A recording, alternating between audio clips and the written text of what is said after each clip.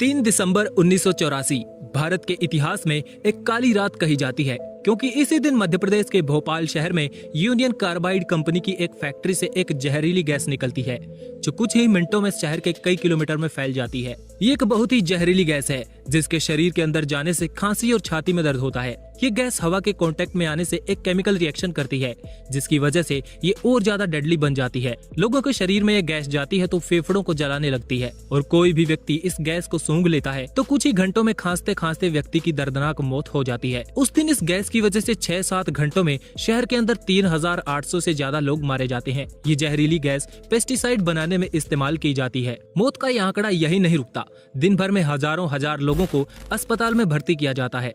शहर के सारे प्राइवेट और सरकारी अस्पताल इस गैस के चपेट में आए लोगों से भरे होते हैं। ये गैस कुछ ही दिनों में 10 से 15 हजार लोगों की जान ले लेती है। जो लोग बच जाते हैं वो जीवन भर अस्थमा और लंग डैमेज जैसी गंभीर बीमारियों से जूझते रहते हैं, जो ऐसी दिक्कतों की वजह से जीवन भर ज्यादा काम भी नहीं कर सकते। पर यह घटना क्यों हुई, इसके पीछे की क्या कहानी है, आइए जानते हैं। 1970 से 80 के बीच वो दौर था जब भारत में डेवलपमेंट के लिए कई सारी चीजों की जरूरत थी, जो बाहर से मंगाई जाती थी, पर वो चीजें महंगी पड़ती थी, जिस वजह से भारत के लोग उसको अफोर्ड नहीं कर सकते थे। सबसे ज्यादा जरूरत लोगों को उस समय खाने की थी, पर अनाज उगाने के लिए सबसे बेहतर किस्म के बीज और बीमारियों से बचाने के लिए पेस्टिसाइड्स की जरूरत थी। उस समय भारत सरकार ने पॉलिसीज में कुछ बदलाव किया ताकि बाहर की कंपनियां भारत में आकर पेस्टिसाइड्स बना सके। सरकार ने यूनियन कार्बाइड कंपनी को भारत में इनवाइट किया ताकि वो हमारे किसानों के लिए पेस्टिसाइड्स बना सके। इन्वेस्टर्स और भारत सरकार की मदद से इस कंपनी ने 7 बनाने के लिए फैक्ट्री लगाई, जिसमें 22% स्टेक इंडियन गवर्नमेंट का भी था। लेकिन ये फैक्ट्री भोपाल के एक ऐसे इंडस्ट्रियल एरिया में लगाई गई थी जहाँ पे ऐसी कंपनियां लगाना मना था जिनसे इंसानों को खतरा हो। इसमें मिथाइल आइसोसाइनेट नाम का एक केमिकल कंपाउंड है,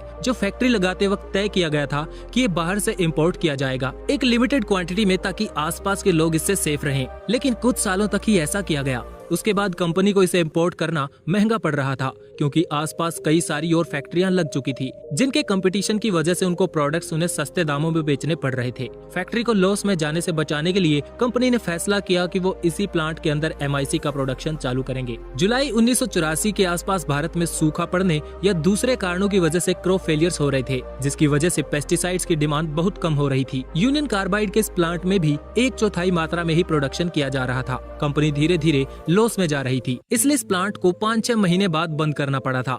लेकिन इनके टैंक्स के अंदर वही खतरनाक केमिकल मौजूद था, जो हवा और पानी के संपर्क में आते ही खतरनाक गैस रिलीज करता है। ये वही गैस है जो नाजी जर्मनी के दौर में हिटलर जूस को मारने के लिए इस्तेमाल करता था। इसके टैंक्स में पड़े खतरनाक केमिकल को कहीं भी डिस्पोज या इस्तेमाल नहीं किया गया था।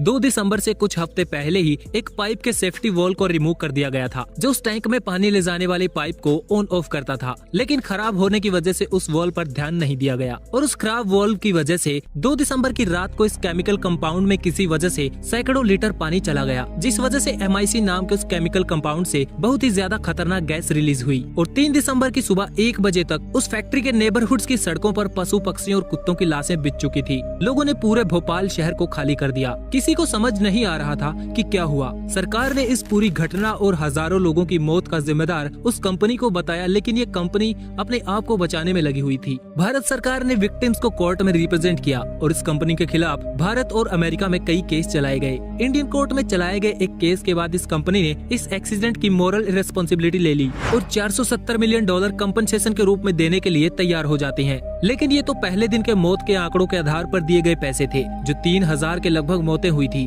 असल में इस एक्सीडेंट में 1 लाख से ज्यादा लोगों को परमानेंट डिसेबिलिटी फेस करनी पड़ी और कुछ ही सालों में 20,000 से ज्यादा लोग मारे गए थे। लेकिन अब तो ये एक्सीडेंट हो चुका है। अब कोई भी कीमत इस घटना में मारे गए लोगों की जान की कीमत को जस्टिफाई नहीं कर सकती। सवाल है कि क्या ऐसी घटनाएं बाद में भी रहेंगी? ये कंपनियां किस हद तक नियमों को फॉलो कर रही हैं? इसको जांचने का कोई सिस्टम बनाया जाएगा या नहीं? तो ये थी दर्दनाक कहानी भोपाल गैस त्रासदी की। आज का ये वीडियो थोड़ा अलग था, लेकिन काफी जरूरी था। उम्मीद करता हूँ आपको ये वीडियो पसंद आया होगा। ऐसी घटनाएं बहुत कुछ सिखा जाती हैं। शायद आप भी सीखेंगे और दूसरों को भी ये वीडियो भरपूर शेयर और लाइक करेंगे। Thanks for watching. Stay tuned with explore YRS।